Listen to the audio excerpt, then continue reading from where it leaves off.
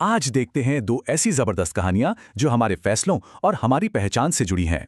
तो सवाल यही उठता है, लालच की असली कीमत क्या है? चलिए इसी को समझते हैं। कहानी है दो आदमियों की जिनकी जिंदगी एक मुश्किल इम्तिहान के बाद पूरी तरह बदलने वाली है। एक तरफ है लच्चू जो एक नई उम्मीद लेकर आया है, और दूसरी तरफ दिनेश जो अपने ही लालच में फंसा है।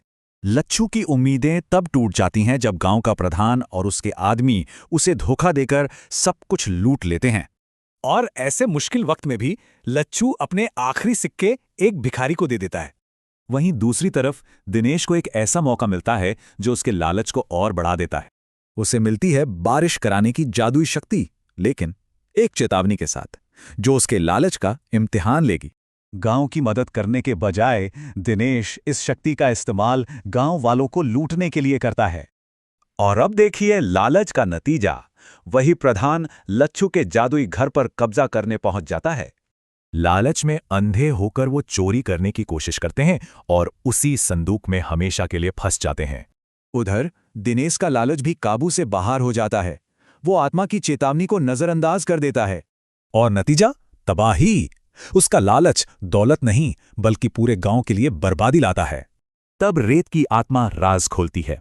ये सब उस गांव के पुराने लालच के श्राप का बदला था। तो एक तरफ लच्छू को अपनी नेकी का फल मिलता है और वो चैन से अपने महल में रहता है। लेकिन दिनेश की कहानी यहां खत्म नहीं होती। इस तबाही को देखकर उसे पहली बार दिल से पछतावा होता है। अब वो अपना लालच छोड़कर उन लोगों को बचाने में जुट जाता है जिन्हें उसने कभी सताया था। और यही है सच्चे पश्चाताप की ताकत। उसका निस्वार्थ काम गांव के पुराने श्राप को तोड़ देता है। तो आखिर में इन सब किरदारों का क्या हुआ, देखते हैं कैसे उनके कामों ने उनका अंजाम तय किया। तो ये कहानियां क्या सिखाती हैं? यही कि लालच सब कुछ खत्म कर देता है, पर नेकी में सब कुछ संवारने की ताकत है। ये कहानियां एक सवाल छोड़ जाती हैं कि जब हमारी परीक्षा होती है तो हम कौन सा रास्ता चुनते हैं।